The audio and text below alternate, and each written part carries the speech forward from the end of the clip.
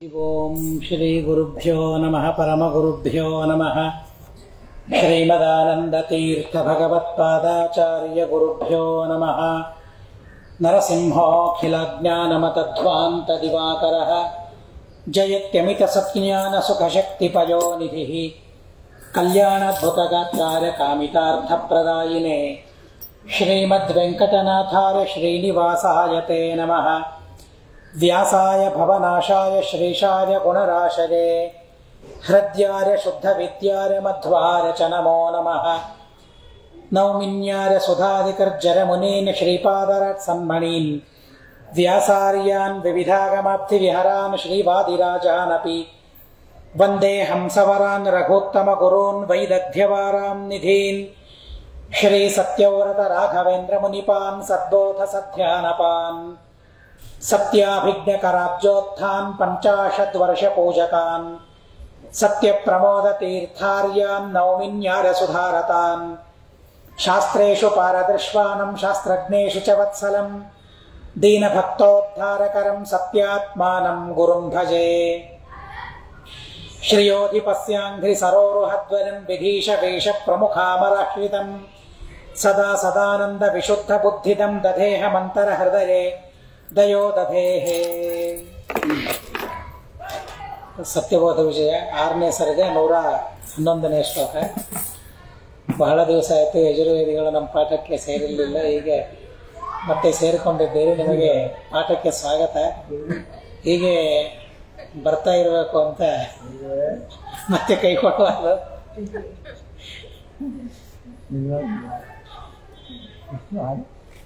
ಆರನೇ ಸರ್ಗ 111ನೇ ಶ್ಲೋಕ. ಸ್ವಲ್ಪ ದೊಡ್ಡ ಶ್ಲೋಕಗಳಿವೆ. ತಸ್ಯಾಂ ತಸ್ಮಿನ್ ನಿದಧತಿ ಕರಂ ರಾಜವಿಶ್ರಾಣಿತಾಯಾಂ ಭೂಯೋ ಭೂಷಾಂ ಶುಕಭೃತಿ ಮರುದ್ಭೂದ್ಭವೇಭ್ಯೋ ಯತಿಭ್ಯಃ ವೃಕ್ಷೋಜೇಷು ನ್ಯಧಿಶತಕರಾನ್ ವಕ್ಷೋಜೇಷು ನ್ಯಧಿಶತಕರಾನ್ ಯಾತಯೋಕೀಯಯೋಷಾ ದ್ವೇಷೇ ತಾನ್ಯೇ ಗುರುಷು ಪುರುಷಾಃ ಸೈನಿಕಾನಾಸಿಕಾಗ್ರೇ ತಸ್ಯಾಂ ತಸ್ಮಿನ್ ನಿದಧತಿ ಕರಂ ರಾಜವಿಶ್ರಾಣಿತಾಯಾಂ ಭೂಯೋ ಭೂಷಾಂ ಶುಕಭೃತಿ ಮರುದ್ಭೂದ್ಭವೇಭ್ಯೋ ಯತಿಭ್ಯಃ ವಕ್ಷೋಜೇಷು ನ್ಯಧಿಶತಕರಾನ್ ಯಾತಲೋಕೀಯಯೋಷಾ ದ್ವೇಷೇ ತಾನ್ಯೇ ಗುರುಷು ಪುರುಷಾಃ ಸೈನಿಕಾನಾಸಿಕಾಗ್ರೇ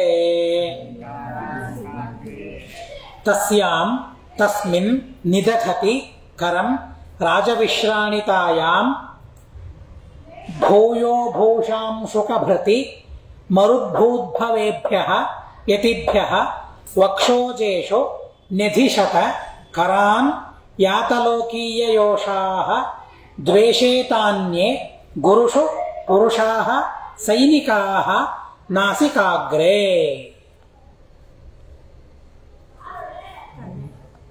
ನ್ಯಧಿಶತ ಅಂತನ್ನೋದು ಕ್ರಿಯಾಪದ. ಇವೆಲ್ಲ ಸ್ವಲ್ಪ ಕಷ್ಟವೇ, ಬೇಕಾದರೆ ಅನ್ವಯಾರ್ಥ ನಾನೇ ಹೇಳ್ತಾ ಹೋಗ್ತೇನೆ ನೋಡ್ರಿ. ಮರುದ್ಭೂದ್ಭವೇಭ್ಯಃ, ಮರುತ್ ಅಂದರೆ ವಾಯುದೇವರು, ಮುಖ್ಯ ಪ್ರಾಣದೇವರು. ಮರುದ್ಭೂ ವಾಯುದೇವರಿಂದ ಹುಟ್ಟಿದವರು ಅಂದರೆ ವಾಯುವಂಶ ಸಂಭೂತರಾದ ಶ್ರೀಮನ್ಮಧ್ವಾಚಾರ್ಯರು ಅಂತ ಅರ್ಥ. ಮರುದ್ಭೂ, ಮರುದ್ಭೂ ಉದ್ಭವ, ಅಂತಹ ಶ್ರೀಮದಾಚಾರ್ಯರಿಂದ ಜನಿಸಿದವರು ಅಂತ ಅರ್ಥ. ಯಾರು?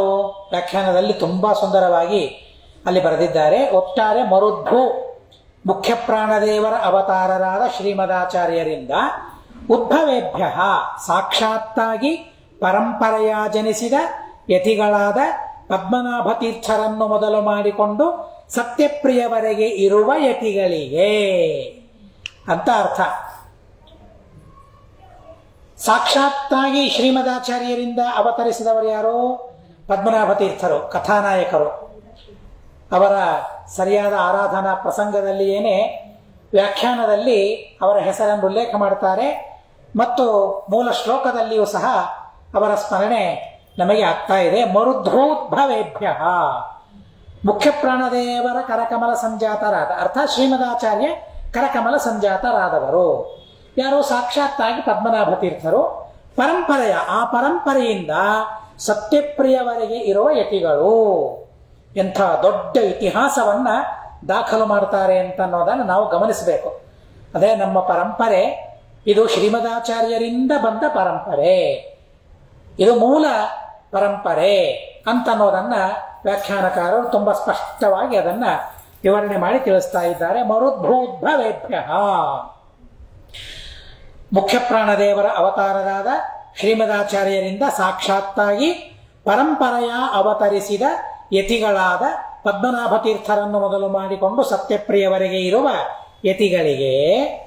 ಇನ್ನೊಂದರ್ಥ ಇದಕ್ಕೆ ಇದೆ, ಮರುತ್ ಹೃದ್ಭವೇಭ್ಯ. ಮರುತ್ ಅಂದ್ರೆ ಪರಾವಹ ನಾಮಕ ಮರುತ್. ಆ ಮರುತ್ ಭೂ ಅವರಿಂದ ಅವತರಿಸಿದವರು ಯಾರು? ಪಾಂಡುರಾಜ.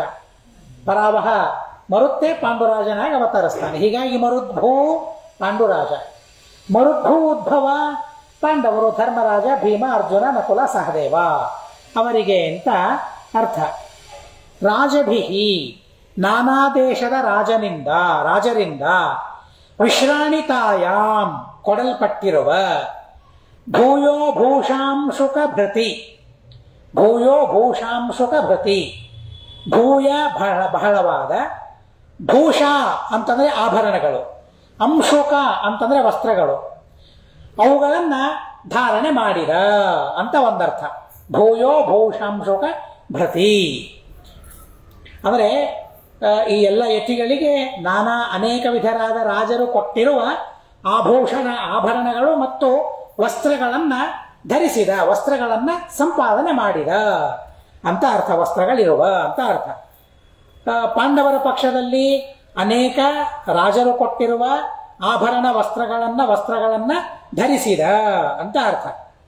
ತಸ್ಯಾಂ ದ್ರೌಪದಿ ದೇವಿಗೆ ಸಮಾನವಾದ ಪದಾರ್ಥ ಸಮೂಹದಲ್ಲಿ, ತಸ್ಮಿನ್ ದುರ್ಯೋಧನನಿಗೆ ಸಮಾನರಾದ ರಾಜದೂತರ ಸಮೂಹದಲ್ಲಿ, ಕರಂ ನಿದಧತಿ ಸತಿ, ಕೈಯನ್ನ ಇಡಲು, ಯಾತಲೋಕೀಯ ಯೋಷಾಹ, ಯಾತ ಯೋಕೀಯ ಅದಲ್ಲ, ಲೋಕೀಯ.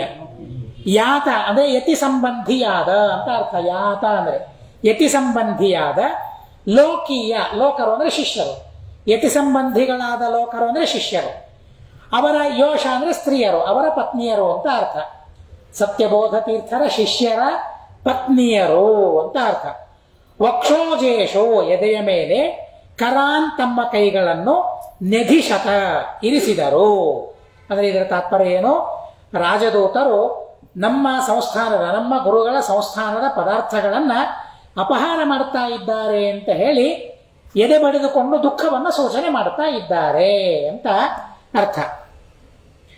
ಆಮೇಲೆ ಗುರುಷು ಸತ್ಯಬೋಧ ತೀರ್ಥರು ದ್ವೇಷೇ ತಾನ್ಯೇ, ದ್ವೇಷ ಗೊತ್ತು, ದ್ವೇಷ ಅದರಿಂದ ಈತ ಯುಕ್ತರಾದವರು ದ್ವೇಷೇತರು, ದ್ವೇಷೇತರಿಂದ ಅನ್ಯರು, ದ್ವೇಷದಿಂದ ಯುಕ್ತರಾದವರಿಂದ ಭಿನ್ನರಾದ, ಅಂದರೆ ದ್ವೇಷ ಮಾಡದೇ ಇದ್ದವರು ಅಂತ ಅರ್ಥ. ಅಂತಹ ಪುರುಷರು ಯಾರಿದ್ದಾರೆ ಆ ಪುರುಷರ ಮೇಲೆ ಪ್ರೀತಿಯುಕ್ತರಾದರು ಅಂತ ಅರ್ಥ. ಅದಕ್ಕೆ ಸೈನಿಕಾಹ, ಸೈನ್ಯದಲ್ಲಿರುವ ಜನರು, ನಾಸಿಕಾಗ್ರೇ, ದ್ವೇಷಯುಕ್ತರಾದ ಪುರುಷರಿಂದ ಭಿನ್ನರಾದ ಜನರು, ಸಂತೋಷದಿಂದ ಯುಕ್ತರಾದವರು ಅಂತಹ ಸೈನಿಕರು, ನಾಸಿಕಾಗ್ರೇ ಮೂಗಿನ ತುದಿಯ ಮೇಲೆ, ಕರಾನ್ ಕೈಗಳನ್ನು, ನೆಧಿಶತ ಇಟ್ಟರು. ಯಾವಾಗ ಇಡ್ತಾರೆ ಮೂಗಿನ ಮೇಲೆ ಕೈ? ಆಶ್ಚರ್ಯ ಆದಾಗ, ಖೇದ ಆದಾಗ ಮೂಗಿನ ಮೇಲೆ ಕೈ ಇಡ್ತಾರೆ. ಹೀಗಾಗಿ ತಾತ್ಪರ್ಯ, ಆ ಈಗ ಸತ್ಯಬೋಧ ತೀರ್ಥರ ಹತ್ರ ಇರುವ ಪದಾರ್ಥಗಳನ್ನೆಲ್ಲ ನೀವು ಅಪಹಾರ ಮಾಡಿರಿ ಅಂತ ರಾಜದೂತರಿಗೆ ಶಾಸನೆ ಮಾಡಿದ. ಆ ರಾಜನಿಗೆ ದುಷ್ಟರಾದ ರಾಜದೂತರು ಪ್ರೇರಣೆ ಮಾಡಿದರು. ರಾಜ ಒಳ್ಳೆಯವನೇ, ತುರುಷ್ಕ ರಾಜ. ಆದರೆ ದುಷ್ಟರಾದ ರಾಜದೂತರ ಪ್ರೇರಣೆಯಿಂದ ಆ ಪದಾರ್ಥಗಳನ್ನು ಅಪಹರಣೆ ಮಾಡಿರಿ ಅಂತ ರಾಜದೂತರಿಗೆ ಆದೇಶ ಮಾಡಿದ. ಹೀಗಾಗಿ ಆ ರಾಜದೂತರು ಬಂದು ಆ ಸತ್ಯಬೋಧ ತೀರ್ಥದಿಂದ ಸಂಪಾದಿತವಾದ ಐಶ್ವರ್ಯ ಏನಿದೆಯಲ್ಲ ಆ ಐಶ್ವರ್ಯಕ್ಕೆ ಕೈ ಹಾಕಿದರು. ಹೇಗೆ? ದುರ್ಯೋಧನನ ಅನುಮತಿಯಿಂದ ದುಶ್ಯಾಸನ ದ್ರೌಪದಿ ದೇವಿಯ ಮೇಲೆ ಆ ವಸ್ತ್ರವನ್ನು ಅಪಹಾರ ಮಾಡೋದಕ್ಕಾಗಿ ಕೈ ಹಾಕಿದ್ನಲ್ಲ, ಹಾಗೆ ಕೈ ಹಾಕಿದಂತೆ ಇತ್ತು ಅಂತ ಹೇಳ್ತಾರೆ. ಆ ದ್ರೌಪದಿ ದೇವಿಯ ಅಭಿಮರ್ಶನ ಮಾಡಿದ್ದಕ್ಕಾಗಿ ದುಶ್ಯಾಸನನಿಗೆ ಎಂಥ ಅನರ್ಥವಾಯಿತೋ, ಸತ್ಯಬೋಧ ತೀರ್ಥರ ಪದಾರ್ಥದ ಮೇಲೆ ಕೈ ಹಾಕಿದ್ದಕ್ಕಾಗಿ ಆ ತುರುಷ್ಕ ರಾಜನಿಗೂ ಅಂಥ ಅನರ್ಥವಾಯಿತು ಅಂತನ್ನೋ ಅಭಿಪ್ರಾಯವನ್ನು ದೃಷ್ಟಾಂತದಿಂದ ಸೂಚನೆ ಮಾಡ್ತಾ ಇದ್ದಾರೆ. ಹೀಗೆ ಆ ಪದಾರ್ಥದ ಮೇಲೆ ಅವರ ಆಧಿಪತ್ಯವನ್ನು ತೋರಿಸ್ತಾ ಇರಬೇಕಾದರೆ ಸತ್ಯಬೋಧ ತೀರ್ಥರ ಆ ಶಿಷ್ಯರ ಹೆಂಡತಿಯರು ಸಂಚಾರದಲ್ಲಿ ಎಲ್ಲರೂ ಇರ್ತಾ ಇದ್ರು ಅಂತ, ಹಿಂದಿನ ಸಂಚಾರದಲ್ಲಿ ಎಲ್ಲ ನಡಿಗೆಯ ಸಂಚಾರ, ಹೀಗಾಗಿ ಎಲ್ಲರೂ ಇರ್ತಾ ಇದ್ರು. ಹೀಗಾಗಿ ಆ ಸ್ತ್ರೀಯರೆಲ್ಲರೂ ಕೂಡ ಎದೆ ಮೇಲೆ ಕೈ ಇಟ್ಟುಕೊಂಡು ದುಃಖವನ್ನು ಪ್ರದರ್ಶನ ಮಾಡ್ತಾ ಇದ್ದಾರೆ. ಅಯ್ಯೋ ಇಂಥ ಪ್ರಸಂಗ ಬಂತಲ್ಲ ಅಂತ. ಇನ್ನು ಆ ರಾಜದೂತರಲ್ಲಿಯೇನೇ ಕೆಲವರು ಒಳ್ಳೆಯವರಿದ್ರು, ಸತ್ಯಬೋಧರ ಮೇಲೆ ಪ್ರೀತಿ ಸ್ನೇಹ ಗೌರವ ಇದ್ದವರಿದ್ರು. ಅವರೆಲ್ಲರೂ ಕೂಡ ಮೂಗಿನ ಮೇಲೆ ಕೈ ಇಟ್ಟುಕೊಂಡು ಇದೇನು ಬಂದೋಯ್ತು ಅಂತ ಹೇಳಿ ಆಶ್ಚರ್ಯ ಖೇದ ಎರಡೂ ಅವರು ತೋರಿಸ್ತಾ ಇದ್ದಾರೆ. ಬಹಳ ಕೆಟ್ಟ ಕಾಲ ಇವರಿಗೆ ಬಂದಿದೆ, ಇವರಿಗೆ ಹೇಳಿ ರಾಜದೂತರಿಗೆ ಬಹಳ ಕೆಟ್ಟ ಕಾಲ ಬಂದಿದೆ ಅಂತ ಹೇಳಿ ಎಲ್ಲರೂ ಈ ರೀತಿಯಾದ ಅಭಿನಯವನ್ನು ಮಾಡ್ತಾ ಇದ್ದಾರೆ. ದ್ರೌಪದಿ ದೇವಿಗೆ ಅವರ ವಸ್ತ್ರಾಪಹಾರ ಆದಾಗ ಅದು ದ್ರೌಪದಿ ದೇವಿಯ ಕಷ್ಟಕಾಲ ಅಲ್ಲ, ಅದು ಆ ದುಶ್ಯಾಸನನ ಕಷ್ಟಕಾಲವನ್ನು ಸೂಚನೆ ಮಾಡ್ತಾ ಇದೆ. ಅದು ದ್ರೌಪದಿ ದೇವಿಗೆ ಏನಿಲ್ಲ, ಅವಳು ದೇಹದ ಮೇಲೆ ಅಭಿಮಾನ ಇಲ್ಲದೆ ಇದ್ದವಳು ಭಗವಂತನ ನಿರಂತರವಾದ ಸ್ಮರಣೆಯನ್ನು ಮಾಡ್ತಾ ಒಳಗಿರುವ ದೇವತೆಗಳಲ್ಲೇ ಇದ್ದಾರೆ, ಅವರಿಗೆ ಕಷ್ಟಕಾಲ ಅಲ್ಲ. ಆದರೆ ದ್ರೌಪದಿಯ ಮಾನಾಪಹಾರ ಮಾಡಬೇಕು ಅಂತ ಯಾವ ದುಶ್ಯಾಸನ ಪ್ರಯತ್ನ ಮಾಡಿದ, ಅಂಥ ದುಶ್ಯಾಸನನ ದುಷ್ಟರಾದ ಆ ಕೌರವರಿಗೆ ಕಷ್ಟವಾದ ಕಾಲ ಒದಗಿ ಬಂದಿದೆ, ತಮಸ್ಸಿಗೆ ಹೋಗುವಂತಹ ಕಾಲ ಅವರಿಗೆ ಒದಗಿ ಬಂದಿದೆ ಅಂತನ್ನೋದಕ್ಕೆ ಸೂಚನೆ ಅದು. ಅಯ್ಯೋ ದ್ರೌಪದಿಗೆ ಇಂಥ ಪರಿಸ್ಥಿತಿ ಬಂತ ಅಂತ ನಾವಂದ್ರೆ ದ್ರೌಪದಿಗೆ ಬಂದದ್ದಲ್ಲ, ಅದು ಬಂದದ್ದು ಕೌರವರಿಗೆ. ಹಾಗೆ ಇಲ್ಲಿಯೂ ಸಹ ಇದೇನಿದು ಸತ್ಯಬೋಧರಿಗೆ ಇಂಥ ಕಷ್ಟಕಾಲ ಬಂತೆ ಅಲ್ಲ, ಸತ್ಯಬೋಧರಿಗೆ ಗೊತ್ತು, ಎಲ್ಲರ ಹಣೆ ನೋಡಿ ಅವರ ಬರಹ ಏನು ಅಂತ ಹೇಳುವವರು. ಹೀಗಾಗಿ ಸತ್ಯಬೋಧರಿಗೆ ಗೊತ್ತು ರಾಮನ ಅಪೇಕ್ಷೆ ಏನಿದೆ ಅನ್ನೋದು ಗೊತ್ತು. ಹೀಗಾಗಿ ಅದನ್ನೆಲ್ಲ ಸಹನೆ ಮಾಡಿಕೊಂಡು ಇದು ದೊಡ್ಡ ತಪಸ್ಸು ಅಂತ ಅವರು ಭಾವಿಸ್ತಾ ಇದ್ದಾರೆ. ಮಾಡ್ರಿ, ಎಷ್ಟು ಮಾಡ್ತೀರಿ ಮಾಡ್ರಿ, ನಮ್ಮ ದೇವರಿದ್ದಾನೆ ನೋಡ್ಕೊಳ್ತಾನೆ ಅಂತ ಹೇಳಿ ಈಗ ವಿಜಯ ಕೊಟ್ಟ ಹಾಗೆ ಕೊಡ್ತಾನೆ, ಮುಂದೆ ಒಂದು ಬಾರಿ ನೋಡಿಕೊಳ್ತಾನೆ ನಮ್ಮ ಸ್ವಾಮಿ ಅಂತ ಸತ್ಯಬೋಧ ತೀರ್ಥ ಶ್ರೀಪಾದಂಗಳು ಅವರು ಹಾಗಿದ್ರು. ಕಷ್ಟ ಕಾಲದಲ್ಲಿ ದುಷ್ಟರು ಆಕ್ರಮಣ ಮಾಡಿರುವಾಗ ಯಾವ ರೀತಿಯಾಗಿ ವ್ಯವಹಾರ ಮಾಡಬೇಕು ಅಂತ ಅನ್ನೋದನ್ನು ಕೂಡ ಸತ್ಯಬೋಧ ತೀರ್ಥ ಶ್ರೀಪಾದಂಗಳವರು ನಮಗೆ ಈ ಮೂಲಕ ತಿಳಿಸ್ತಾ ಇದ್ದಾರೆ ಅಂತ ತಿಳಿಯಬಹುದು. ಧೃತ್ಯಾಯುಕ್ತ ಸತ್ಯಬೋಧೋ ನಿತಾಂತಂ ಮಾಹಾತ್ಮ್ಯಂ ಸ್ವಂ ದರ್ಶಕೋ ದೇವಯುಕ್ತಾಃ ದತ್ವಾ ಹಸ್ತೆ ಬ್ರಾಹ್ಮಣಂ ಪಂಚಪೇಟೀಃ ಪಂಚಾನಾಂ ತಾನ್ ಪ್ರೇಷಯಾಮಾಸ ಸದ್ಯಃ. ಸಿಗ್ತಾ ಇಲ್ಲ ಶ್ಲೋಕ. ಧೃತ್ಯಾಯುಕ್ತ ಸತ್ಯಬೋಧೋ ನಿತಾಂತಂ ಮಾಹಾತ್ಮ್ಯಂ ಸ್ವಂ ದರ್ಶಕೋ ದೇವಯುಕ್ತಾಃ ದತ್ವಾ ಹಸ್ತೆ ಬ್ರಾಹ್ಮಣಂ ಪಂಚಪೇಟೀಃ ಪಂಚಾನಾಂ ತ್ವಾ ತಾನ್ ಪ್ರೇಷಯಾಮಾಸ ಸದ್ಯಃ. ಧೃತ್ಯ ಯುಕ್ತಃ ಸತ್ಯಬೋಧಃ ನಿತಾಂತಂ ಮಾಹಾತ್ಮ್ಯಂ ಸ್ವಂ ದರ್ಶಕಃ ದೇವಯುಕ್ತಾಃ ದತ್ವಾ ಹಸ್ತೆ ಬ್ರಾಹ್ಮಣಂ ಪಂಚಪೇಟೀಃ ಪಂಚಾನಾಂ ತಾನ್ ಪ್ರೇಷಯಾಮಾಸ ಸದ್ಯಃ. ಪ್ರೇಷಯಾಮಾಸ ಕಹ ಪ್ರೇಷಯಾಮಾಸ ಕಹ ಸತ್ಯಬೋಧಃ. ಕಥಂ ಭೂತಃ ಸತ್ಯಬೋಧಃ? ಯುಕ್ತಃ. ಕಯಾ ಯುಕ್ತಃ? ಧೃತ್ಯ. ಕಥಂ? ನಿತಾಂತಂ. ಕಾನ್ ಕಿಂ ಕರ್ತುಂ ಕಾನ್ ಪ್ರೇಷಯಾಮಾಸ? ತಾನ್ ಪ್ರೇಷಯಾಮಾಸ.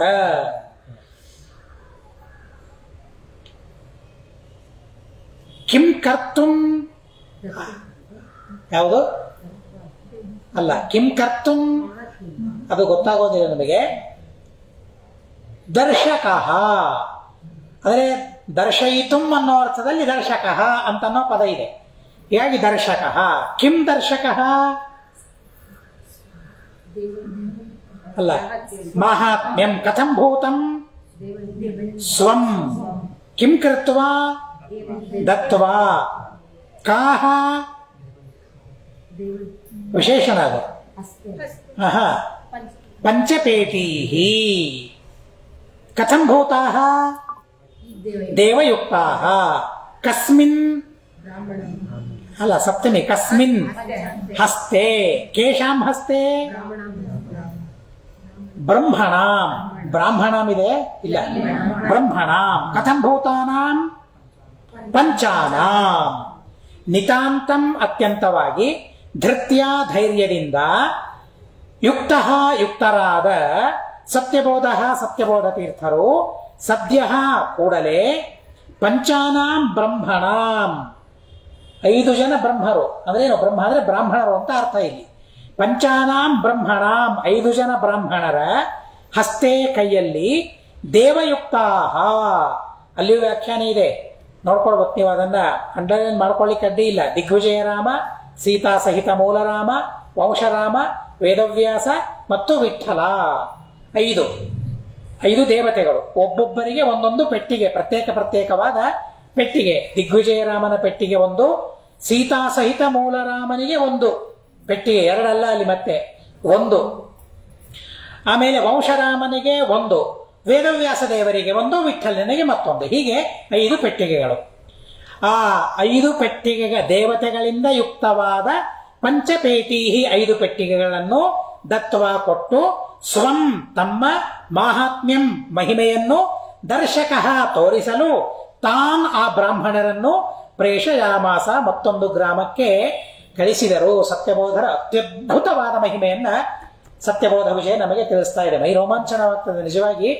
ಅದನ್ನು ಓದ್ತಾ ಇದ್ರೆ, ಬರಿತಾ ಇದ್ರೆ, ಹೇಳ್ತಾ ಇದ್ರೆ ಏನ್ ಸತ್ಯಬೋಧರು ಅಂತ ಅನಿಸ್ತದೆ. ಎಂಥ ವಿಜಯ ಮಹಾನುಭಾವರು, ಎಂಥ ಆಸ್ತಿಯನ್ನು ನಮಗೆ ಕೊಟ್ಟಿದ್ದಾರೆ ಆ ಕವಿಗಳು ಅಂತ ಅನಿಸ್ತದೆ. ಇಷ್ಟೆಲ್ಲ ಆ ಐಶ್ವರ್ಯಕ್ಕೆ ಸಂಪತ್ತಕ್ಕೆ ಮುಟ್ಟುಗೋಲು ಹಾಕಿದರು. ಸತ್ಯಬೋಧರು ಹೇಗಿದ್ದಾರೆ? ಧೃತ್ಯ ಯುಕ್ತ.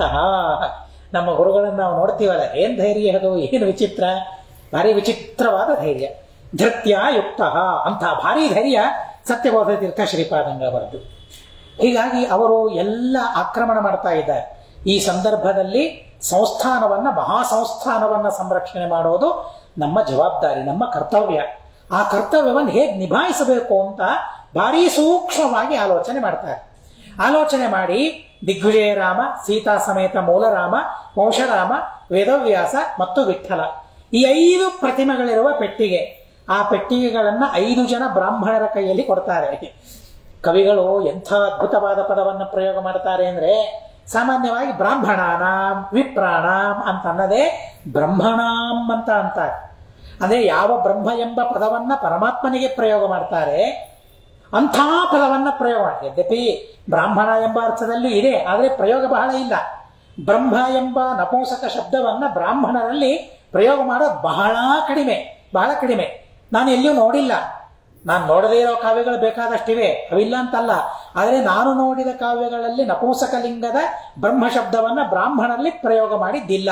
ಇದ್ರೆ ತುಂಬಾ ಸಂತೋಷ, ಇಲ್ಲ ಅಂತಲ್ಲ. ಆದ್ರೆ ಇಲ್ಲಿ ಯಾಕೆ ಪ್ರಯೋಗ ಮಾಡ್ತಾ ಇದ್ದಾರೆ ಅಂತ ಅಂದ್ರೆ, ಆ ಬ್ರಾಹ್ಮಣರು ಎಂಥವರು ಅಂತ ತಿಳಿಸೋದಕ್ಕಾಗಿ ಪ್ರಯೋಗ ಮಾಡ್ತಾ ಇದ್ದಾರೆ.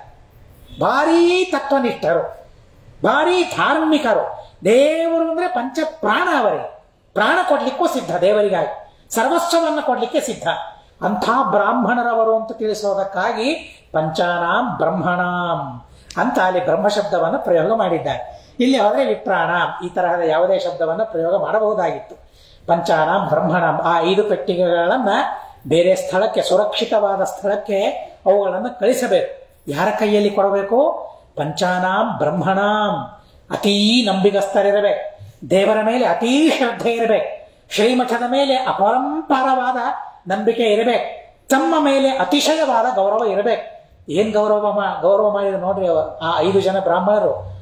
ಸತ್ಯಬೋಧ ತೀರ್ಥರು ಆ 5 ಪೆಟ್ಟಿಗೆಗಳನ್ನ ಅವರ ಕೈಯಲ್ಲಿ ಕೊಟ್ಟು ಕಳಿಸ್ಬೇಕು ಅಂದ್ರೆ ಎಷ್ಟು ಪ್ರೀತಿಯನ್ನು ಸಂಪಾದನೆ ಮಾಡಿದ್ರು ಆ ಬ್ರಾಹ್ಮಣರು. ಆ 5 ಜನ ಬ್ರಾಹ್ಮಣರ ಆಶೀರ್ವಾದ ನಮಗಾದ್ರೆ ಸಾಕು. ಅವರು ನಮಗೆ ಎಲ್ಲಿದ್ದಾರೋ ಏನೋ ಆಶೀರ್ವಾದ ಮಾಡಿದ್ರೆ ಸಾಕು. ನಮಗೆ ಸತ್ಯಬೋಧರು ಬೇಕಾಗಿಲ್ಲ. ನಮಗೆ ಸತ್ಯಬೋಧರ ಮೇಲೆ ಇಂಥ ಅಪಾರವಾದ ವಿಶ್ವಾಸವನ್ನ ಯಾವ 5 ಜನ ಬ್ರಾಹ್ಮಣರು ಮಾಡಿದ್ರು, ಅಷ್ಟು ವಿಶ್ವಾಸ ಮಾಡಿದ್ರು ಅಂತ ಅನ್ನೋದಕ್ಕಾಗಿ 5 ಪೆಟ್ಟಿಗೆಗಳನ್ನ ಅವರ ಕೈಯಲ್ಲಿ ಕೊಟ್ಟು ಇದರ ಸುರಕ್ಷಣೆ ನಿಮ್ಮ ಜವಾಬ್ದಾರಿ ಅಂತ ಅವರಿಗೆ ಹೇಳಿದ್ರು. ಅಂಥ ಬ್ರಾಹ್ಮಣರು ಅವರ ಕೈಗಳಲ್ಲಿ ಕೊಡ್ತಾರೆ. ಅವರ ಕೈಗಳಲ್ಲಿ ಕೊಟ್ಟು ಅವರನ್ನು ಕಳಿಸ್ತಾರೆ. ಯಾಕೆ ಕಳಿಸಿದ್ರು? ತಮ್ಮ ಮಹಿಮೆ ಏನು ಅಂತ ತಿಳಿಸ್ಬೇಕಾಗಿದೆ. ಇಲ್ಲಿ ಹೋದ್ರೆ ಅವುಗಳನ್ನು ಇಲ್ಲೇ ಇಟ್ಕೊಳ್ಬಹುದಾಗಿತ್ತು ಪೆಟ್ಟಿಗೆಗಳನ್ನ. ತಮ್ಮ ಮಹಿಮೆ ಏನು ಅಂತ ತೋರಿಸಿಕೊಡೋದಕ್ಕಾಗಿ ಮತ್ತು ಕಾಲಧರ್ಮವನ್ನ ಸೂಚನೆ ಮಾಡೋದಕ್ಕಾಗಿ, ಯಾವ ಯಾವ ಕಾಲದಲ್ಲಿ ಹೇಗೆ ಹೇಗೆ ನಡೆದುಕೊಳ್ಳಬೇಕು, ಧಾರ್ಷ್ಟ್ಯವನ್ನೋ ಅಥವಾ ಮೊಂಡು ಧೈರ್ಯವನ್ನೋ ತೋರಿಸಬಾರದು ಅನ್ನೋದನ್ನು ತಿಳಿಸೋದಕ್ಕಾಗಿ ಆ 5 ಪೆಟ್ಟಿಗೆಗಳನ್ನ ಅವರ ಕೈಯಲ್ಲಿ ಕೊಟ್ಟು ಕಳಿಸ್ತಾರೆ, ಬೇರೆ ಗ್ರಾಮಕ್ಕೆ ಕಳಿಸ್ತಾರೆ. ತಾನ್ ರಾಮ ಪೂಜಕ ತಪೋಬಲ ರಾಮವಂಶ ಮೂಲ ಪ್ರಭಾಕರ ಕರಸ್ಥಗಿತೆ ಕ್ಷಣೇಶೋ ಏಕೋಪಿ ರಾಜಪುರುಷೇಷ್ವಭಿತಸ್ಥಿತೇಶೋ ಜಾಗ್ರತ್ಸು ಘೋರಿಷು ತದಾ ನಹಿ ಪಶ್ಯತಿ ಸ್ಮ ತಾನ್ ರಾಮ ಪೂಜಕ ತಪೋಬಲ ರಾಮವಂಶ ಮೂಲ ಪ್ರಭಾಕರ ಕರಸ್ಥಗಿತೆ ಕ್ಷಣೇಶೋ ಏಕೋಪಿ ರಾಜಪುರುಷೇಷ್ವಭಿತಸ್ಥಿತೇಶೋ ಜಾಗ್ರತ್ಸು ಘೋರಿಷು ತದಾ ನಹಿ ಪಶ್ಯತಿ ಸ್ಮ ತಾನ್ ರಾಮಪೂಜಕ ತಪೋಬಲ ರಾಮವಂಶ ಮೂಲ ಪ್ರಭಾಕರ ಕರಸ್ಥಗಿತೆ ಕ್ಷಣೇಶೋ. ಪದೇ ಪದ. ಏಕಃ ಅಪಿ ರಾಜಪುರುಷೇಶೋ ಅಭಿತಃ ಸ್ಥಿತೇಶೋ ಜಾಗ್ರತ್ಸೋ ಭೂರಿಷೋ ತದಾ ನ ಹಿ ಪಶ್ಯತಿ ಸ್ಮ. ಪಶ್ಯತಿ ಸ್ಮ ನಹಿ ಪಶ್ಯತಿ ಸ್ಮ, ನೋಡಲೇ ಇಲ್ಲ. ಕಾನ್ ನಹಿ ಪಶ್ಯತಿ ಸ್ಮ, ತಾನ್ ಕದಾ ತದಾ ಏಕೋಪಿ ಕೇಶೋ ರಾಜಪುರುಷೇಶೋ ಕಥಂ ಭೂತೇಶು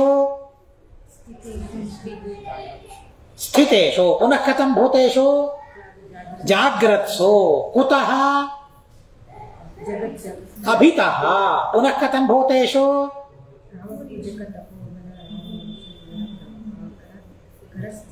ಸ್ಥಗಿತೆ ಕ್ಷಣೇಶು ಅಭಿತಃ ಸುತ್ತಲೂ ಸ್ಥಿತೇಶು ಇರುವ ಭಟರು ರಾಜದೂತರು ಜಾಗ್ರತ್ಸು ಜಾಗರೂಕರಾಗಿರುವಾಗ ಕಣ್ತೆಗೆದು ಜಾಗರೂಕರಾಗಿ ನೋಡ್ತಾ ಇದ್ದಾರೆ. ಭೂರಿಷು ಬಹಳ ಜನರು ರಾಮ ಪೂಜಕ ತಪೋಬಲ ರಾಮವಂಶ ಮೂಲ ಪ್ರಭಾಕರ ಕರಸ್ಥಗಿತೆ ಕ್ಷಣೇಶು. ರಾಮ ಪೂಜಕರು ಯಾರು? ಸತ್ಯಬೋಧ ತೀರ್ಥರು. ರಾಮ ಪೂಜಕರಾದ ಸತ್ಯಬೋಧ ತೀರ್ಥರ ತಪೋಬಲದಿಂದ ರಾಮ ವಂಶ ಮೂಲ ರಾಮಚಂದ್ರ ದೇವರ ವಂಶಕ್ಕೆ ಮೂಲ ಪುರುಷ ಯಾರವರು? ರಾಮವಂಶ ಮೂಲ ಯಾರು? ಪ್ರಭಾಕರ ಸೂರ್ಯ. ರಾಮನ ವಂಶಕ್ಕೆ ಮೂಲ ಯಾರು? ಸೂರ್ಯ ಪ್ರಭಾಕರ. ರಾಮವಂಶ ಮೂಲ ಪ್ರಭಾಕರ ಆ ಸೂರ್ಯನಿಂದ ಸ್ಥಗಿತ ಈ ಕ್ಷಣೇಶು ಅಂದ್ರೆ ಅವರ ಕಣ್ಣುಗಳೆಲ್ಲ ಆಚ್ಛಾದಿತವಾಗಲು ಅಂತ ಅರ್ಥ. ಆಚ್ಛಾದಿತವಾದ ಕಣ್ಣುಗಳುಳ್ಳವರಾದ ರಾಜಪುರುಷೇಶೋ ರಾಜಪುರುಷರ ಮಧ್ಯದಲ್ಲಿ ಏಕೋಪಿ ಒಬ್ಬನೂ ಕೂಡ ತದಾ ಆ 5 ಪೆಟ್ಟಿಗೆಗಳನ್ನ ಬ್ರಾಹ್ಮಣರು ಒಯ್ಯುವ ಕಾಲದಲ್ಲಿ ತಾನ್ ಬ್ರಾಹ್ಮಣರನ್ನು ನಹಿ ಪಶ್ಯತಿ ಸ್ಮ ನೋಡಲೇ ಇಲ್ಲ.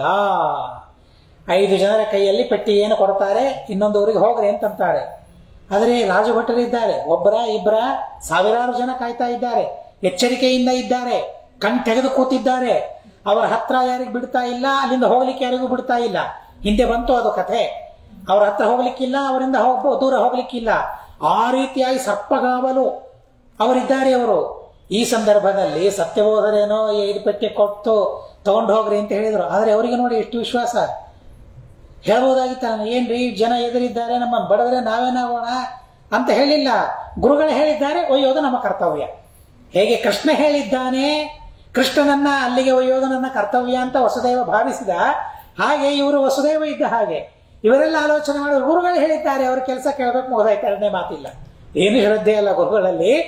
ಸಾವಿರಾರು ಜನ ಇದ್ದಾರೆ, ಹೊಡೆದರೆ ಬಡದರೆ ಏನ್ ಗತಿ ನೋಡಿ, ಪ್ರಾಣ ಕೊಡ್ಲಿಕ್ಕೂ ಸಿದ್ಧ ಅನ್ನೋದಕ್ಕಾಗದಕ್ಕೆ ಹಾಗೆ ಹೇಳಿದೆ. ಆ ಸಾವಿರಾರು ಜನ ಇದ್ದಾರೆ, ಎಚ್ಚರಿಕೆಯಿಂದ ಇದ್ದಾರೆ, ಮಧ್ಯಾಹ್ನ ಹಗಲು ಈ ತರಹದ ಪ್ರಸಂಗ. ಯಾವ ಕಾಲ ಅಂತ ಅಲ್ಲೇನು ಹೇಳಿಲ್ಲ, ರಾತ್ರಿಯೋ ಹಗಲು ಅಂತ ಹೇಳಿಲ್ಲ. ರಾತ್ರಿ ಆದರೂ ಆಗಿರಬಹುದು, ಯಾಕೆಂದ್ರೆ ಸೂರ್ಯನನ್ನೇ ತೋರಿಸಿದವರು ಅವರು. ಹೀಗಾಗಿ ಆ ರಾತ್ರಿ ಇನ್ನೊಂದು ಮಹಿಮೆಯೂ ಆಗಿರಬಹುದು. ಇದು ರಾತ್ರಿ ಕಾಲ ಅಂತ ಅನ್ಕೊಂಡ್ರು ಏನ್ ಚಿಂತೆ ಇಲ್ಲ. ಆ ಕಾಲದಲ್ಲಿ ಅವ್ರು ಹೋಗ್ತಾ ಇದ್ದಾರೆ. ಹೋಗ್ತಾ ಇರಬೇಕಾದ್ರೆ ಜನ ನೋಡ್ಬೇಕಲ್ಲ, ಅವರು ನೋಡಿ ತಡಿಬೇಕಲ್ಲ. ಆದರೆ ಸೂರ್ಯನ ಕಿರಣಗಳು ಯಾವ ರಾಮನ ಪೂಜೆ ಮಾಡ್ತಾರೆ, ಆ ರಾಮನು ಈ ಪ್ರತಿಮೆಯನ್ನು ಪೂಜೆ ಮಾಡಿದ್ದಾನಲ್ವಾ.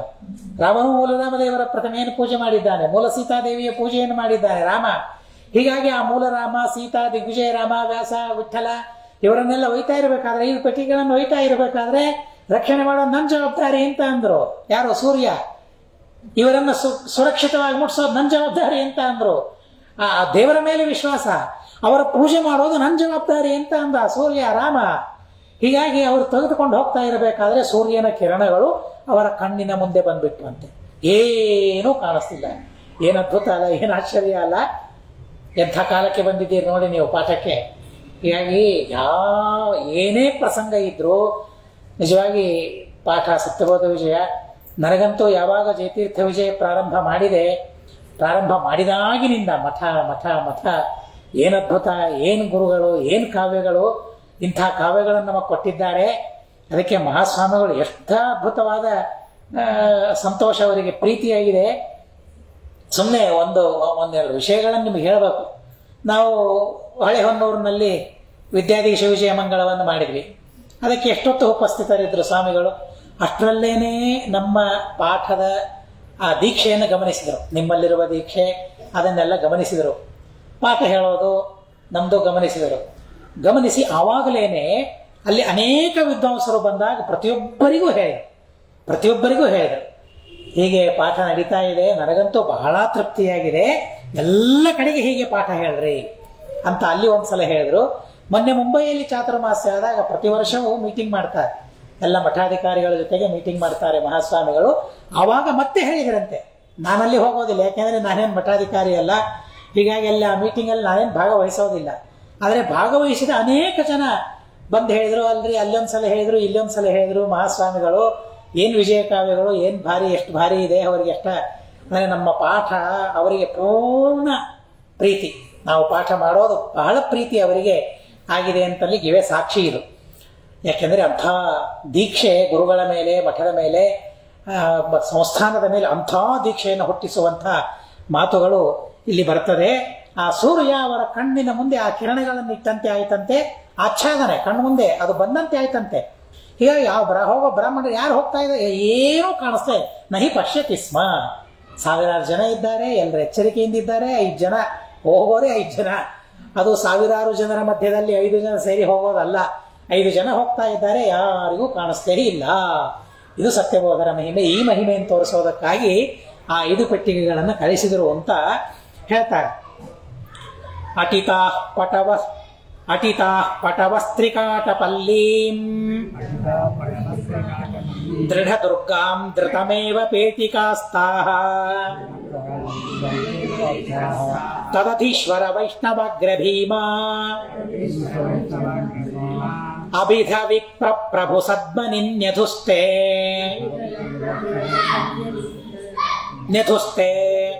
ಅಟಿತಾ ಪಟವಸ್ತ್ರಿಕಾಟಪಲ್ಲೀಂ ದೃಢ ದುರ್ಗಾಂ ಧೃತಮೇವ ಪೇಟಿಕಾಸ್ತಾಃ ತದಧೀಶ್ವರ ವೈಷ್ಣವಗ್ರಭೀಮಾ ಭಿದ ವಿಪ್ರ ಪ್ರಭು ಸದ್ಮನಿನ್ಯಧುಸ್ತೆ. ಅಟಿತಾಃ ಪಟವಃ ತ್ರಿಕಾಟಪಲ್ಲೀಂ ದೃಢ ದುರ್ಗಾಂ ಧೃತಂ ಏವ ಪೇಟಿಕಾಃ ತಾಃ ತದಧೀಶ್ವರ ವೈಷ್ಣವಗ್ರಭೀಮಾಭಿದ ವಿಪ್ರ ಪ್ರಭು ಸತ್ಮನಿ ನ್ಯಧುಃ ತೇ. ನ್ಯಧುಃ ಕಾಹ ನ್ಯಧುಃ ಪೇಟಿಕಾಹ ತಾಹ ಪೇಟಿಕಾಹ ಕಸ್ಮಿನ್ ಯಧುಃ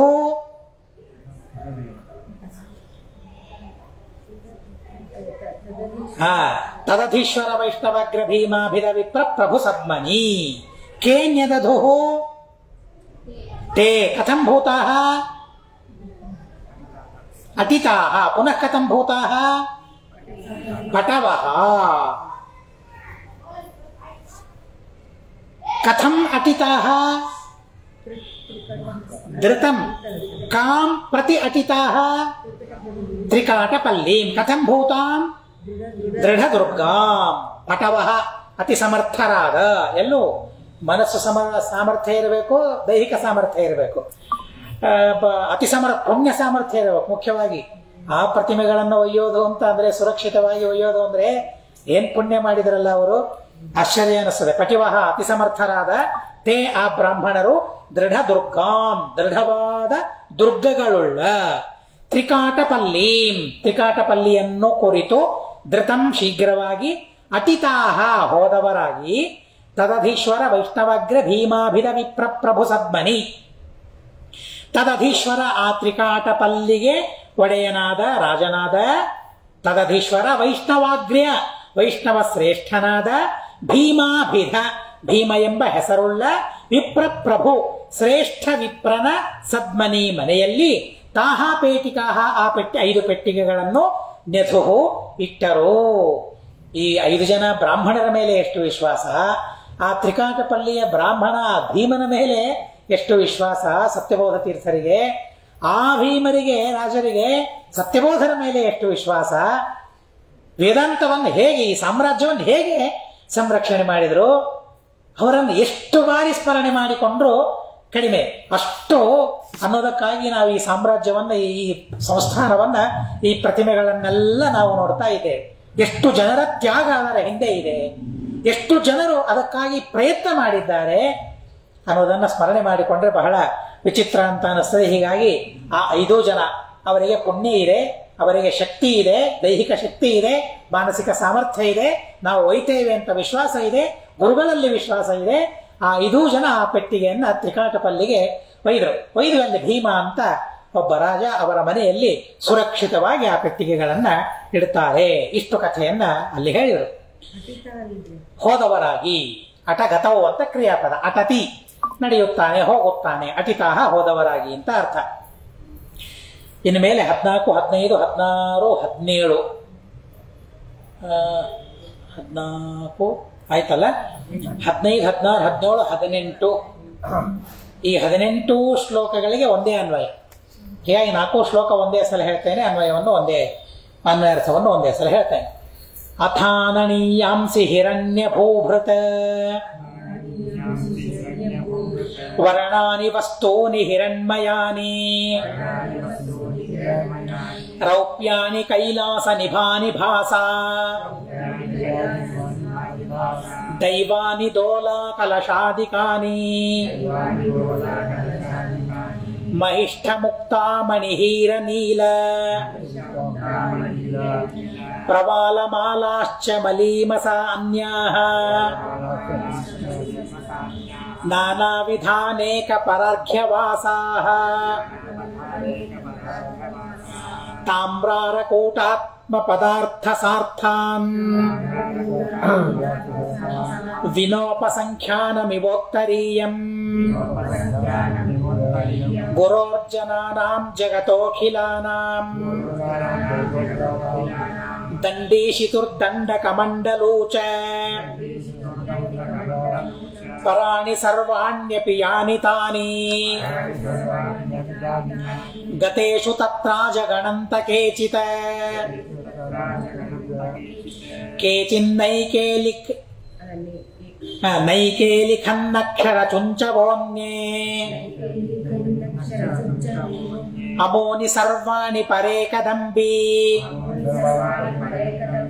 ಕೃತ್ಯಾದ ಏಕತ್ರ ಹಿ ಸಂಭ್ರರಕ್ಷುಃ ಏನಿದೆ ಕೃತ್ಯ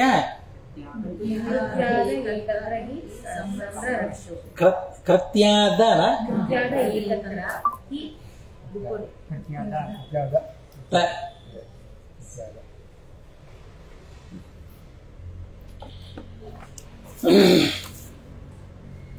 ಅಥ ಅನನೀಯಾಂಸಿ ಹಿರಣ್ಯಭೂಭೃದ್ವರ್ಣಾನಿ ವಸ್ತೂನಿ ಹಿರಣ್ಮಯಾನಿ ರೌಪ್ಯಾಣಿ ಕೈಲಾಸನಿಭಾನಿ ಭಾಸಾ ದೈವಾನಿ ದೋಲಾಕಲಶಾದಿಕಾನಿ ಮಹಿಷ್ಠಮುಕ್ತಾಮಣಿ ಹೀರನೀಲ ಪ್ರವಾಲಮಾಲಾಃ ಚ ಮಲೀಮಸಾನ್ಯಾಃ ನಾನಾವಿಧಾನೇಕ ಪರರ್ಘ್ಯವಾಸಾಃ ತಾಮ್ರಾರಕೂಟಾತ್ಮ ಪದಾರ್ಥಸಾರ್ಥಾನ್ ವಾಸಾನ್ ಅಂತ ಅದು ಇರಬೇಕು.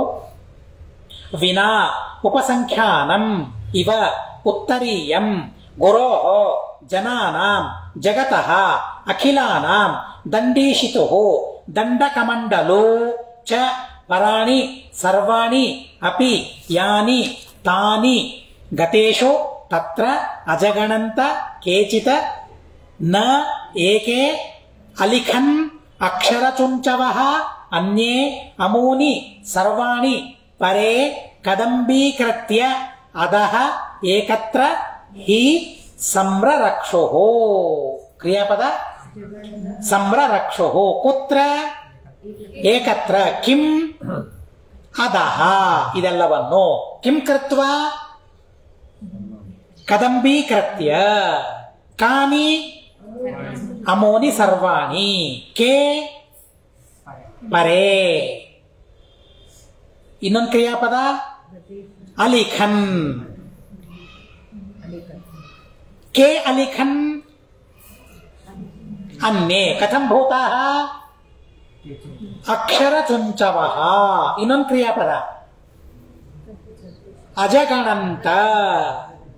ಕೆ ಅಜಗಣಂತ ಕೇಚಿತ್. ಕುತ್ರ ಕಿಂ ಭವತ್ಸು ಗತೇಶು. ಇಷ್ಟು ಇಲ್ಲಿ ಅನ್ವಯ, ಉಳಿದದ್ದೆಲ್ಲ ಇದಕ್ಕೆ ವಿಶೇಷಣವಾಗಿದೆ. ಅನ್ವರ್ಥವನ್ನು ನೋಡ್ರಿ. ಅಥ ಅನಂತರ ಅಂದ್ರೆ ಪದಾರ್ಥಗಳನ್ನು ರಾಜದೂತರು ಸ್ವೀಕರಿಸಿದ ನಂತರ ಆ ಪದಾರ್ಥಗಳನ್ನು ಯಾಕೆ ಸ್ವೀಕಾರ ಮಾಡಿದ್ರು? ಅವರಿಗೆ ಒಬ್ಬ ಬ್ರಾಹ್ಮಣ ತಪ್ಪಾಗಿ ಹೇಳಿದ. ಏನಂತ? ಅವರ ಹತ್ತಿರವೇ ಇರುವ ಪದಾರ್ಥಗಳೆಲ್ಲ ಯಾರದ್ದು? ಮುರಾರಿ ರಾಜನದ್ದು ಮತ್ತು ಮುರಾರಿ ರಾಜನ ಅಧೀನರಾದ ರಾಜರದ್ದು. ಅವರ ಎಲ್ಲ ಸಂಪತ್ತು ಸತ್ಯಬೋಧರ ಹತ್ರ ಇದೆ ಅಂತ ಹೇಳಿದ್ರು. ಇವರ ಸಂಪತ್ತು ಅಂತ ಗೊತ್ತಿಲ್ಲ ಪಾಪ ರಾಜನಿಗೆ. ಹೀಗಾಗಿ ಮುರಾರಿ ರಾಜನ ಸಂಪತ್ತು ಮತ್ತು ಅವರಿಗೆ ಅಧೀನರಾದ ರಾಜರ ಸಂಪತ್ತು ಅಂತ ರಾಜ ತಿಳಿದುಕೊಂಡು ಆದೇಶ ಮಾಡಿದ್ದ. ಆ ಎಲ್ಲ ಸಂಪತ್ತನ್ನು ಮುತ್ತಿಗೆ ಹಾಕ್ರಿ ಅಂತ. ಹೀಗಾಗಿ ಆ ಎಲ್ಲ ಸಂಪತ್ತನ್ನು ಆಕ್ರಮಣ ಮಾಡಿಬಿಟ್ರು ಅವರು. ಅದನ್ನು ತಿಳಿಸ್ತಾ ಇದ್ದಾರೆ. ಅಥ ಪದಾರ್ಥಗಳನ್ನು ರಾಜದೂತರು ಸ್ವೀಕರಿಸಿದ ನಂತರ ತತ್ರ ಅಂದ್ರೆ ರಾಜದೂತರ ಸಮೂಹವು ಗತೇಶು ಹೋದ ನಂತರ, ಮುಂದಿನ ಶ್ಲೋಕದಲ್ಲಿ ಇದು ಕೊನೆ ಶ್ಲೋಕದಲ್ಲಿ, ಗತೇಶು ಹೋದ ನಂತರ ನೈಕೆ ಅನೇಕರಾದ, ಕೇಚನ ಕೆಲವರು, ಅನನೀಯಾಂಸಿ. ಅನನೀಯಾಂಸಿ, ಅನೀಯಾಂಸಿ ಅಂದ್ರೆ ಸಣ್ಣದು, ಅನನೀಯಾಂಸಿ ಅಂದ್ರೆ ದೊಡ್ಡದಾದ, ಅತಿ ಮಹತ್ತಾದ ದೊಡ್ಡದಾದ. ಅನನೀಯಾಂಸಿ ದೊಡ್ಡದಾದ, ಹಿರಣ್ಮಯಾನಿ ಸುವರ್ಣಾತ್ಮಕವಾದ ಬಂಗಾರದ, ಹಿರಣ್ಯ ಭೂಭುರ್ದ್ವರ್ಣಾನಿ ಬಂಗಾರದ್ದು ಅನ್ನೋದಕ್ಕಾಗೇನೆ ಹೇಮ ಪರ್ವತದಂತೆ ಭಾಸಮಾನವಾದ, ಬಂಗಾರದ ಪರ್ವತದಂತೆ ತೋರುತ್ತಿರುವ, ಭಾಸಾ ಕಾಂತಿಯಿಂದ ಕೈಲಾಸ ನಿಭಾನಿ ಕೈಲಾಸದಂತೆ ತೋರುತ್ತಿರುವ, ರೌಪ್ಯಾಣಿ ರಜತಾತ್ಮಕವಾದ, ದೈವಾನಿ ದೇವತಾ ಸಂಬಂಧಿಯಾದ ಅಂದರೆ ರಾಮಚಂದ್ರ ಮುಂತಾದ ಸಂಸ್ಥಾನ ಪ್ರತಿಮೆಗಳಿಗಾಗಿ ಉಪಯೋಗಿಸುವ, ಪೂಜೆಗೆ ಉಪಯೋಗಿಸುವ ದೋಲಾ ಕಲಶಾದಿಕಾನಿ ತೊಟ್ಟಿಲು ಕಲಶ ಮುಂತಾದ ವಸ್ತೂನಿ ಪದಾರ್ಥಗಳನ್ನು, ಮಲೀಮಸಾನ್ಯಾಹ. ಮಲೀಮಸ ಅಂತಂದ್ರೆ ಮಲಿನ, ಹೊಲಸು. ಮಲೀಮಸಾನ್ಯ ಹೊಲಸಾಗದ ಅಂದ್ರೆ ನಿರ್ಮಲವಾದ ಅಂತ ಅರ್ಥ. ಯಾವತ್ತೂ ಹೊಲಸಾಗ್ತಾ ಇರಲಿಲ್ಲ. ಯಾಕೆ? ದೇವರಿಗೆ ಉಪಯುಕ್ತವಾದ ಪದಾರ್ಥಗಳನ್ನು ಹೊಲಸು ಅಂತ ಯಾವ ಬಾಯಿಂದ ಕರೆಯೋದು? ಆ ಕರೆದರೆ ಆ ಬಾಯಿ ಹೊಲಸು. ಹೀಗಾಗಿ ಮಲೀಮಸಾನ್ಯಾನಿ ಎಂದಿಗೂ ಹೊಲಸಾಗದ ನಿರ್ಮಲವಾದ, ಮಹಿಷ್ಠ ಮುಕ್ತಾಮಣಿ ಹೀರ ನೀಲ ಪ್ರವಾಲ ಮಾಲಾಹ. ಮಹಿಷ್ಠ ಅತಿ ದೊಡ್ಡದಾದ, ಮುಕ್ತ ಮುತ್ತುಗಳು, ಮಣಿಗಳು, ಆಮೇಲೆ ಹೀರ ವಜ್ರಗಳು, ನೀಲ ಪ್ರವಾಲ ನೀಲಮಣಿಗಳು, ನೀಲಮಣಿಗಳು, ಪ್ರವಾಲ ಹವಳಗಳು, ಅವುಗಳ ಮಾಲಾಹ ಮಾಲೆಗಳನ್ನು. ಎಷ್ಟೆಷ್ಟು ಐಶ್ವರ್ಯ ನೋಡಿ ಅದು. ಇವೆಲ್ಲ ರಾಜರು ಕೊಟ್ಟದ್ದು, ರಾಜಾಧಿರಾಜರು, ಶ್ರೀಮಂತರು ಇವರೆಲ್ಲ ಸಂಸ್ಥಾನಕ್ಕೆ, ಮಹಾಸಂಸ್ಥಾನಕ್ಕೆ ಸಮರ್ಪಣೆ ಮಾಡಿದ ಸಂಪತ್ತಿವೆಲ್ಲವೂ ಕೂಡ. ಅವುಗಳನ್ನು ನಾನಾ ವಿಧಾನೇಕ ಪರಾರ್ಘ್ಯ ತಾಮ್ರಾರ ಕೂಟಾತ್ಮ ಪದಾರ್ಥ ಸಾರ್ಥಾನ್, ನಾನಾ ವಿಧ ಅನೇಕ ವಿಧವಾದ, ಅನೇಕ ಬಹಳವಾದ, ಎರಡು ನಾನಾ ವಿಧವಾದ ಅನೇಕವಾದ, ಪರಾರ್ಘ್ಯ, ಅರ್ಘ್ಯ ಅಂದ್ರೆ ಬೆಲೆ ಬಾಳುವ, ಪರಾರ್ಘ್ಯ ಅತ್ಯಮೂಲ್ಯವಾದ ವಸ್ತ್ರಗಳು, ತಾಮ್ರ ಪದಾರ್ಥಗಳು, ಆರಕೂಟ ಹಿತ್ತಾಳೆಯ ಪದಾರ್ಥಗಳು, ಅಂತಹ ಪದಾರ್ಥಗಳ ಸಾರ್ಥ ಅಂದ್ರೆ ಸಮೂಹ, ಅಂತಹ ಪದಾರ್ಥಗಳ ಸಮೂಹವನ್ನು. ಆಮೇಲೆ ದಂಡೀಶಿತವು, ದಂಡಿ ಅಂದ್ರೆ ಯತಿ ಅಂತ ಅರ್ಥ, ದಂಡೀಶಿತ ಅಂದ್ರೆ ಯತೀಶ್ವರರಾದ, ಜಗತಃ ಗುರೋಹ ಜಗದ್ಗುರುಗಳಾದ. ನೋಡಿ, ಸತ್ಯಬೋಧರಿಗೆ ಜಗದ್ಗುರು ಅಂತ ಸಂಬೋಧನೆ ಮಾಡ್ತಾ ಇದ್ದಾರೆ. ಎಷ್ಟು ಸಲ ಬಂತು ನೋಡಿ, ಸಂಸ್ಥಾನದಲ್ಲಿರುವ ಯತಿಗಳಿಗೆ ಜಗದ್ಗುರು ಅಂತ ಸಂಬೋಧನೆ ಮಾಡ್ತಾ ಇದ್ದಾರೆ. ಯಾಕೆ? ಅವರೇನು ಜಗದ್ಗುರುಗಳಲ್ಲ, ಆದರೆ ಅವರಲ್ಲಿ ಶ್ರೀಮದಾಚಾರ್ಯರ ಆವೇಶ ಸನ್ನಿಧಾನ ಇರ್ತದೆ ಅನ್ನೋದಕ್ಕಾಗಿ ಅವರನ್ನು ಜಗದ್ಗುರುಗಳು ಅಂತ ವ್ಯವಹಾರ ಮಾಡೋದು. ಹೀಗಾಗಿ ಜಗತಃ ಗುರೋಹ ಜಗದ್ಗುರುಗಳಾದ ಸತ್ಯಬೋಧ ತೀರ್ಥರ, ಅಖಿಲಾನಾಂ ಜನಾನಾಂ ಅವರ ಶಿಷ್ಯರಾದ ಎಲ್ಲ ಜನರ, ಉಪಸಂಖ್ಯಾನಂ ಅಂದ್ರೆ ಉಡುವ ವಸ್ತ್ರ, ಉಪಸಂಖ್ಯಾನ ಅಂತಂದ್ರೆ ಉಡುವ ವಸ್ತ್ರ, ಆ ಉಡುವ ವಸ್ತ್ರ, ಉತ್ತರೀಯಂ ಹೊದೆಯುವ ವಸ್ತ್ರ. ಆಮೇಲೆ ಗುರೋಹ ಗುರುಗಳ ದಂಡ ಕಮಂಡಲು, ದಂಡ ಮತ್ತು ಕಮಂಡಲುಗಳನ್ನು ವಿನಾ ಬಿಟ್ಟು, ಪರಾಣಿ ಉಳಿದ, ಯಾನಿ ಯಾವ, ಸರ್ವಾಣಿ ಎಲ್ಲ ವಸ್ತುಗಳಿದ್ದವೋ, ತಾನಿ ಅವೆಲ್ಲವುಗಳನ್ನು, ಕೇಚಿತ ಕೆಲವರು ಅಜೀಗಣನ್ ಎಣಿಸಿದರು. ರಾಜ ಹೇಳಿದ್ನಲ್ಲ ಎಲ್ಲ ಎಣಿಸ್ಬೇಕು ಅಂತ ಹೇಳಿದ್ದ. ಹೀಗಾಗಿ ಎಷ್ಟೆಷ್ಟು ವಸ್ತುಗಳಿವೆ ಅಂತ ಪ್ರತಿಯೊಂದನ್ನೂ ಎಣಿಸಿದರು. ಆ ಹಾರಗಳಲ್ಲಿಯೂ ಸಹ ಎಷ್ಟು ಹವಳಗಳಿವೆ, ಎಷ್ಟು ಮುತ್ತುಗಳಿವೆ, ಬಂಗಾರ ಎಷ್ಟಿದೆ ಎಲ್ಲ ಎಣಿಸ್ಬೇಕು. ಹೀಗಾಗಿ ಅವೆಲ್ಲವುಗಳನ್ನು ಎಣಿಸಿದರು. ಪದಾರ್ಥ ವನ್ಯೇ ಉಳಿದವರು ಯಾರು? ಅಕ್ಷರ ಚುಂಚವಹ ಅಂದ್ರೆ ಲೇಖಕರು ಅಂತ ಅರ್ಥ. ಅಕ್ಷರ ಚುಂಚವಹ ಅಂತಂದ್ರೆ ಲೇಖಕರು ಅಂತ ಅರ್ಥ. ಅಕ್ಷರಗಳಿಂದ ಯುಕ್ತರಾದವರು ಅಂದ್ರೆ ಲೇಖಕರು. ಅಲಿಖನ್ ಬರೆದಿಟ್ಟರು, ಅವರ ಸಂಖ್ಯೆ ಹೇಳಬೇಕೆನಿಸಿದ್ದು ಇವರು ಬರೆದಿರ್ತಾರೆ. ಪರೆ ಉಳಿದವರು ಸರ್ವಾಣಿ ಅಮೋನಿ ಎಣಿಸಿ ಬರೆದಿಟ್ಟ ಎಲ್ಲ ವಸ್ತುಗಳನ್ನ ಏಕತ್ರ ಒಂದು ಸ್ಥಳದಲ್ಲಿ ಕದಂಬೀಕೃತ್ಯ ಸಮೂಹ ಮಾಡಿ, ಗುಂಪು ಮಾಡಿ, ಅದಹ ಆ ವಸ್ತುವನ್ನು ಸಂರಕ್ಷಣೆ ಮಾಡಿದರು. ಇದು ಪ್ರಸಿದ್ಧವಾಗಿದೆ ಅಂತ ಹೇಳ್ತಾರೆ. ಹೀಗೆ ಎಲ್ಲ ಅವರು ಮುಟ್ಟುಗೋಲು ಹಾಕ್ತಾರೆ, ಎಲ್ಲ ಅದನ್ನು ಸಂರಕ್ಷಣೆ ಮಾಡ್ತಾ ಕೂತಿದ್ದಾರೆ. ಶಾಲಗ್ರಾಮ ಗ್ರಾಮ ಮೂರ್ತಿ ಪ್ರಬರ್ಹ ಗ್ರಾಮಾಂತಸ್ಥಾಂ ತೇ ನೃಸಿಂಹಾಭಿಧಾನಾಂ ಏಕಾಂ ಮೂರ್ತಿಂ ಹಂಸ ಸಿಂಹಾಯ ತಸ್ಮೈ ಪ್ರಾದುರ್ವಿಪ್ರ ಪ್ರಾರ್ಥಿತ ಅರ್ಹಣಾಯೈ ಸಾಲಿಗ್ರಾಮ ಗ್ರಾಮ ಮೂರ್ತಿ ಪ್ರಬರ್ಹ ಗ್ರಾಮಾಂತಸ್ಥಾಂ ತೇ ನೃಸಿಂಹಾಭಿಧಾನಾಂ ಏಕಾಂ ಮೂರ್ತಿಂ ಹಂಸ ಸಿಂಹಾಯ ತಸ್ಮೈ ಪ್ರಾದುರ್ವಿಪ್ರ ಪ್ರಾರ್ಥಿತ ಅರ್ಹಣಾಯೈ ಸಾಲಿಗ್ರಾಮ ಗ್ರಾಮ ಮೂರ್ತಿ ಪ್ರಬರಹ ಗ್ರಾಮಾಂತಸ್ಥಾಂ ತೇ ನೃಸಿಂಹಾಭಿಧಾನಾಂ ಏಕಾಂ ಮೂರ್ತಿಂ ಹಂಸಪೀಠಾಯ ತಸ್ಮೈ ಪ್ರಾದುಃ ವಿಪ್ರ ಪ್ರಾರ್ಥಿತಾಃ ಅರ್ಹಣಾಯೈ. ಪ್ರಾದುಃ ಕಾಂ ಪ್ರಾದುಃ ಕಾಂ ಮೂರ್ತಿಂ ಕಥಂ ಭೂತಾಂ ಏಕಾಂ ಪುನಃ ಕಥಂ ಭೂತಾಂ ನೃಸಿಂಹಾಭಿಧಾನಾಂ ಪುನಃ ಕಥಂ ಭೂತಾಂ ಸಾಲಿಗ್ರಾಮ ಗ್ರಾಮಮೂರ್ತಿ ಪ್ರಬರಹ ಗ್ರಾಮಾಂತಸ್ಥಾಂ ಕೆ ಪ್ರಾದುಃ ಕಥಂ ಭೂತಾಃ ವಿಪ್ರ ಪ್ರಾರ್ಥಿತಾಃ ಕಸ್ಮೈ ಕಸ್ಯೈ ಪ್ರಾಹುಃ ಅರ್ಹಣಾಯೈ. ತೇ ರಾಜದೂತರು ವಿಪ್ರ ಪ್ರಾರ್ಥಿತಾಃ ಸತ್ಯಬೋಧ ತೀರ್ಥರ ಶಿಷ್ಯರಿಂದ ಪ್ರಾರ್ಥಿತರಾಗಿ ಏನಂತ ಮಹಾಸ್ವಾಮಿಗಳು ಪೂಜೆ ಇಲ್ಲದೆ ಇರೋದೇ ಇಲ್ಲ.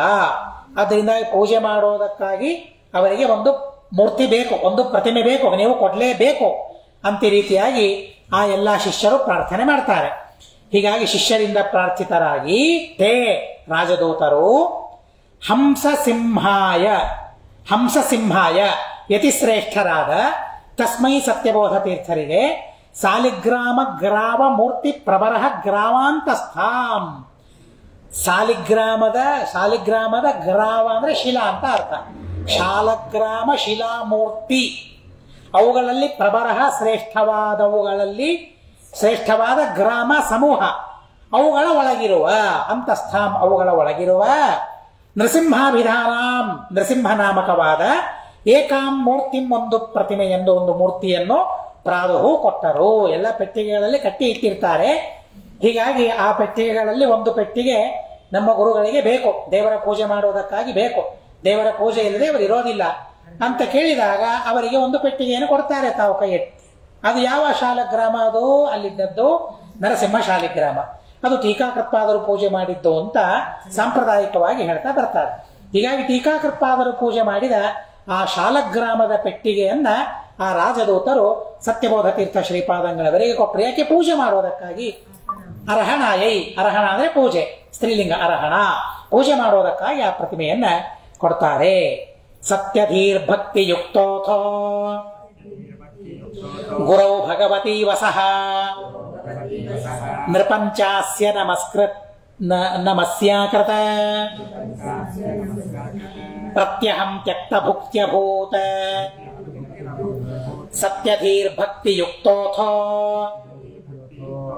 ಗುರೌ ಭಗವತಿ ವಸಃ ನೃಪಂಚಾಸ್ಯ ನಮಸ್ಯಾಕೃತ ಪ್ರತ್ಯಹಂ ತ್ಯಕ್ತ ಭುಕ್ತ್ಯಭೂತ. ಸತ್ಯಧೀಃ ಭಕ್ತಿಯುಕ್ತಃ ಅಥೋ ಗುರೌ ಭಗವತಿ ಇವ ಸಹ ನೃಪಂಚಾಸ್ಯ ನಮಸ್ಯಾಕೃತ ಪ್ರತ್ಯಹಂ ತ್ಯಕ್ತ ಭುಕ್ತಿ ಅಭೂತ್. ಅಭೂತ್ ಕಃ ಅಭೂತ? ಸಹ. ಕಥಂ ಭೂತಃ? ಸತ್ಯಧೀಃ. ಪುನಃ ಕಥಂ ಭೂತಃ? ಭಕ್ತಿಯುಕ್ತಃ. ಪುನಃ ಕಥಂ ಭೂತಃ? ನೃಪಂಚಾಸ್ಯ ನಮಸ್ಯಾಕೃತ. ಕಸ್ಮಿನ್ ಅಲ್ಲ, ಕಸ್ಮಿನ್ ಅಹನ್ಯಹನಿ, ಅದು ಸರಿ. ಗುರವ್ ಅಂದ್ರೆ ಗುರವನು ಸರಿ. ಕಸ್ಮಿನ್ ಭಕ್ತಿಯುಕ್ತಃ ಗುರವ್. ಪುನಃ ಕಸ್ಮಿನ್ ಭಗವತಿ ಅಹನ್ಯಹನಿ. ಕಥಂ ಭೂತಂ ನೃಪಂಚಾಸ್ಯ ನಮಸ್ಯಾಕೃತ ತ್ಯಕ್ತ ಭುಕ್ತಿ. ಅಥೋ ಅನಂತರ ಭಗವತಿ ಷಡ್ಗುಣೇಶ್ವರಿಯ ಸಂಪನ್ನನಾದ ಶ್ರೀರಾಮನಲ್ಲಿಯಂತೆ ಗುರವು ತಮ್ಮ ಗುರುಗಳಾದ ಸತ್ಯಪ್ರಿಯ ತೀರ್ಥರಲ್ಲಿ ಭಕ್ತಿಯುಕ್ತ ಭಕ್ತಿಯುಕ್ತರಾದ ಸಹ ಸತ್ಯಧೀಹಿ. ಧೀ ಅಂದ್ರೆ ಏನು? ಬೋಧ, ಜ್ಞಾನ. ಸತ್ಯಧೀಹಿ ಸತ್ಯಬೋಧ ತೀರ್ಥರು ಅಹನ್ಯಹನಿ ಪ್ರತಿದಿನವೂ ತ್ಯಕ್ತ ಭುಕ್ತಿ ಅಂದ್ರೆ ಭೋಜನರಹಿತವಾಗುವಂತೆ, ಭೋಜನ ಇಲ್ಲದಂತೆ ನೃಪಂಚಾಸ್ಯ ನಮಸ್ಯಾಕೃತ. ನೃಪಂಚಾಸ್ಯ ನರಸಿಂಹದೇವರು, ನೃ ಅಂದ್ರೆ ಮನುಷ್ಯ, ಪಂಚಾಸ್ಯ ಅಂತಂದ್ರೆ ಸಿಂಹ, ನೃಪಂಚಾಸ್ಯ ನರಸಿಂಹ. ನೃಪಂಚಾಸ್ಯ ನಮಸ್ಯ, ನಮಸ್ಯ ಅಂದ್ರೆ ಪೂಜೆ ಅಂತ ಅರ್ಥ, ಬರೀ ನಮಸ್ಕಾರ ಅಂತ ಅರ್ಥ ಅಲ್ಲ. ಹೀಗಾಗಿ ನರಸಿಂಹದೇವರ ಪೂಜೆ ಮಾಡುವವರು ಅಭೂತ ಆದರು. ಅಲ್ಲಿಂದ ಪ್ರತಿನಿತ್ಯವೂ ಅವರಿಗೆ ರಾಮಚಂದ್ರ ದೇವರಲ್ಲಿ ಅಷ್ಟು ಭಕ್ತಿ, ಹಾಗೇನೆ ಗುರುಗಳಾದ ಸತ್ಯಪ್ರಿಯ ತೀರ್ಥರಲ್ಲಿಯೂ ಅದೇ ರೀತಿಯಾದ ಭಕ್ತಿ ಅವರಿಗೆ ಇದೆ. ಹೀಗಾಗಿ ಅಂತಹ ಭಕ್ತಿಯುಕ್ತರಾದ ಸತ್ಯಬೋಧ ತೀರ್ಥರು ಪ್ರತಿನಿತ್ಯವೂ ಕೂಡ ಆ ನರಸಿಂಹದೇವರ ಶಾಲಗ್ರಾಮದ ಪೂಜೆಯನ್ನ ಪ್ರಾರಂಭ ಮಾಡ್ತಾರೆ. ಆದರೆ ಮಹಾಸಂಸ್ಥಾನದ ಪೂಜೆ ಇಲ್ಲ ಅಲ್ಲ, ಅತ್ತ ಇಲ್ಲ ಅಲ್ಲ, ಊಟ ಇಲ್ಲ, ಭೋಜನ ಇಲ್ಲ, ಭಿಕ್ಷಾ ಸ್ವೀಕಾರ ಸರ್ವಥಾ ಇಲ್ಲ. ಏನಾದ್ರೇನು ದೇವರ ಪೂಜೆ ಆಯ್ತಲ್ಲ, ಸ್ವೀಕಾರ ಮಾಡಬಹುದಲ್ಲ. ಇದು ನಮಗೆ ಶಾಲಿಗ್ರಾಮ ತೀರ್ಥ ಆಯ್ತಲ್ಲ, ಇವತ್ತು ಪೂಜೆ ಇಲ್ಲದಿದ್ರು ನಿನ್ನೆ ತೀರ್ಥ ಇದೆಯಲ್ಲ, ಆಯ್ತು ಇವತ್ತು ಊಟ ಆಯ್ತು, ಇದು ನಮ್ಮ ಪದ್ಧತಿ. ಆದರೆ ಸತ್ಯಬೋಧ ತೀರ್ಥ ಶ್ರೀಪಾದಂಗಳವರು ಮತ್ತೊಂದು ಮಹಿಮೆಯನ್ನ ತೋರಿಸ್ಲಿಕ್ಕೆ ಪ್ರಾರಂಭ ಮಾಡ್ತಾರೆ. ರಾಮನ ಪೂಜೆಗೆ ಯಾರಿಂದ ವಿಘ್ನ ಆಯ್ತಲ್ಲ ಅವರಿಗೇನಾಗ್ತದೆ ಅಂತ ತೋರಿಸ್ಲಿಕ್ಕೆ. ಆದರೆ ಇವರಿಗೊಂದು ವಿಶ್ವಾಸ ಏನೋ, ನಾನ್ ಪೂಜೆ ಮಾಡಲಿಲ್ಲ ಅಂದ್ರೆ ಏನು, ನಾನ್ ಪೂಜೆ ಮಾಡೋದಿಲ್ಲೇ ಇಲ್ಲ ದಿವಸ, ನಾನು ನಿಮಿತ್ತ, ಆದರೆ ನನ್ನೊಳಗೆ ಇಂತೂ ಶ್ರೀಮದಾಚಾರ್ಯರು ಪೂಜೆ ಮಾಡ್ತಾರೆ ಆ ಪ್ರತಿಮೆಯನ್ನ ಅನ್ನೋದಕ್ಕಾಗಿ ನಾವಾಯೋ ರಾಮಪೂಜಕ ಅಂತನ್ನೋ ಮಾತು ನಮ್ಮ ಮಠದಲ್ಲಿ ಪ್ರಸಿದ್ಧ. ವಾಯುದೇವರ ಆವೇಶ ಇಲ್ಲದೆ ರಾಮನ ಪೂಜೆ ಮಾಡೋದೇ ಇಲ್ಲ ಅಂತ ಹೇಳ್ತಾರೆ. ಹೀಗಾಗಿ ಆ ತಲೆಗೆ ಆ ವಸ್ತ್ರವನ್ನು ಕಟ್ಟಿಕೊಂಡ ಮೇಲೆ ಏನ್ ಮಹಾಸ್ವಾಮಿಗಳ ವಿಚಿತ್ರವಾದ ಭಕ್ತಿ ಇರ್ತದೆ.